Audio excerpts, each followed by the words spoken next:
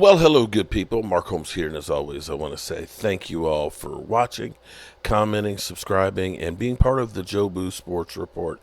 Without you guys, as well as you ladies, you know that this literally does not work. Hope everybody's having a great day.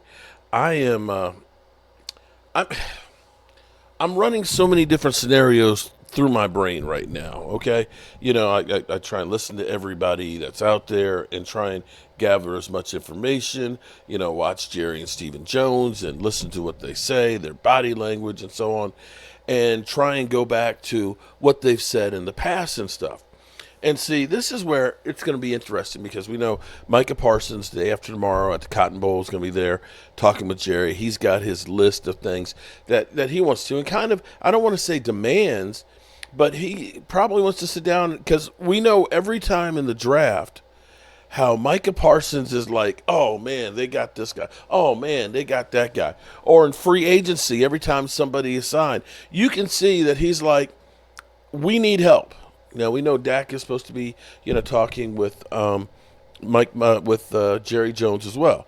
And now that we have this situation right now, okay, of course, Michael Irvin has gone through and said, Mike Vrabel, friends with the Joneses, and he can work with the Cowboys and all of this stuff and all that. But I'm not sure that Mike Vrabel, having all of the options that it looks like he may have, that this is going to be the best one.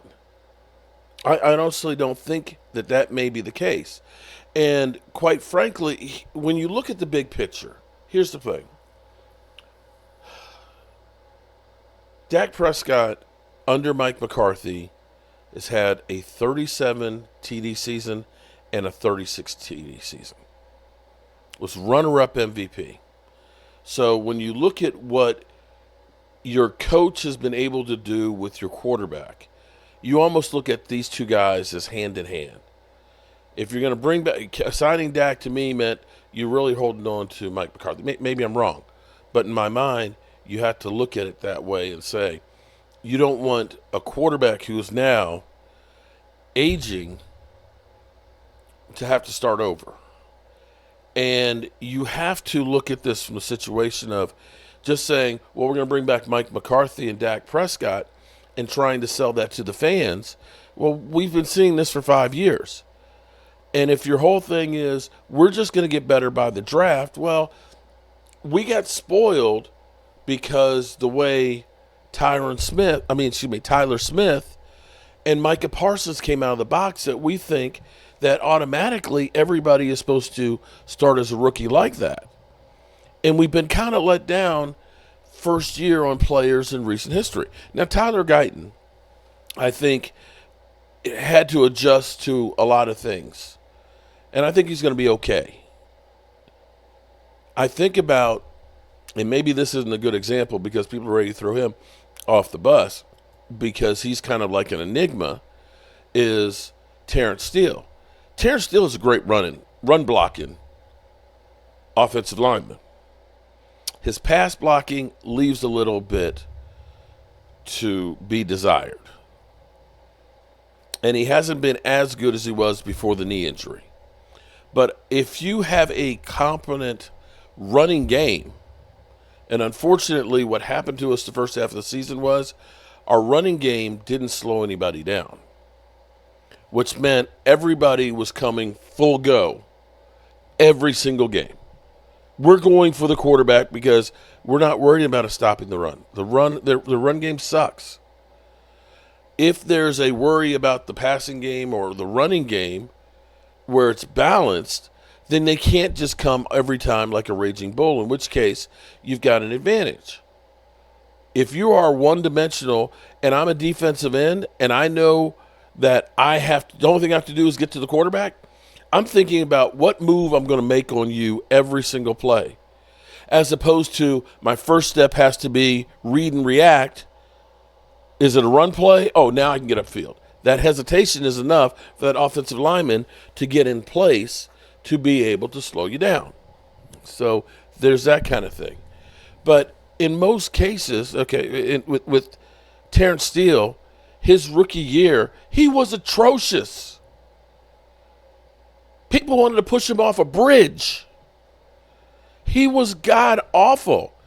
His second year, he came back, he was a lot better. Now, I don't know if we hold on to him with his cap number, if they restructure him or decide to make him a June 1st cut. But maybe you end up bringing and putting Tyler Guyton on the right side, which was his natural side in college. But I believe he will be better with the second year. And what you want to have is you want to have people with as much knowledge of the offense as possible.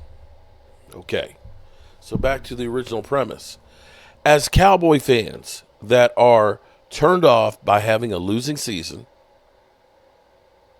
and understanding that every year is always the same, we all get excited about free agency, and we see the Eagles go sign these guys, Washington sign these guys, and San Francisco sign these guys, and we're sitting here doing absolutely positively nothing. We as fans are like, same old Cowboys, same old Cowboys. And if they are going to just do the exact same thing, we're going to bring back Dak, we're going to bring back Mike McCarthy, and we're going to sign Micah Parsons. Everybody's going to be like, screw this. The Cowboys are going to have to make a move to get better. That's the first thing. But the other part of this is I think that Mike McCarthy's got the juice right now. That actually Mike McCarthy might be in his strongest position right now, which sounds crazy after having a 6-11 season. I'm sorry, a 7-10 season. But the Cowboys understand that they got to put a product on the field and get people behind it. That's the first part. And for the Joneses, if you're now finding out that people want Mike McCarthy and you're not ready to try and find another coach, we've heard that secretly you've been talking to people now, and what you may have found is secretly that people don't want to come here. That this job isn't the job that you think it is, that everybody wants to be here. And that the only people that you're going to get is people who have a lot of baggage or don't even have a pedigree as good as Mike McCarthy. You know, as much as Michael Irvin is on the bandwagon for Mike Vrabel, what has Mike Vrabel done? They've been the number one seed and lost in the first round. Well, hell, Mike McCarthy can do that. At least they already know the system. They had an incredible running back, but, you know, what else did they do? Did they develop quarterbacks? No. So to say, oh, Mike Vrabel. Yeah, we get so stuck on a name. See, the problem for the Cowboys isn't Dak Prescott, and it isn't Mike McCarthy. The problem is overvaluing what we have here as talent. Yes, we have found some incredible players. Tyler Smith, Zach Martin, Tyron Smith, CeeDee Lamb, Dak Prescott, Micah Parsons. But unfortunately, it's 11 on 11, and you need to be good across the board. The Dallas Cowboys winning Super Bowls, they didn't have holes on those teams. Take a look at the 90s team, and I ask you, where was there a hole? Where was there a position where you looked at a guy who couldn't start on another team? Look at how many Hall of Famers. How many players do you see on this team that you look at and say, oh, man, they're the best in the business? Not that many. Not in the same way we had with the Dallas Cowboys of Super Bowl teams. And until Jerry listens to his players, you're going to listen to Micah is going to say, Jerry, listen, man, I've got 52 and a half sacks in my first 4 years. And that doesn't mean shit about getting a Super Bowl. It's great for me because you're going to pay me a lot of money. But I want to win a Super Bowl, and I need some other people out here that can help toe the rope. And if you don't get them, Mike ain't winning the Super Bowl by himself. Myles Garrett ain't winning the Super Bowl by himself. T.J. Watt ain't winning the Super Bowl by themselves. Hell, Josh Allen ain't winning the Super Bowl by himself.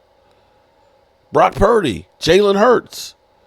You need a team. And that's what Jerry's got to get in that head and come up with the cash to do this.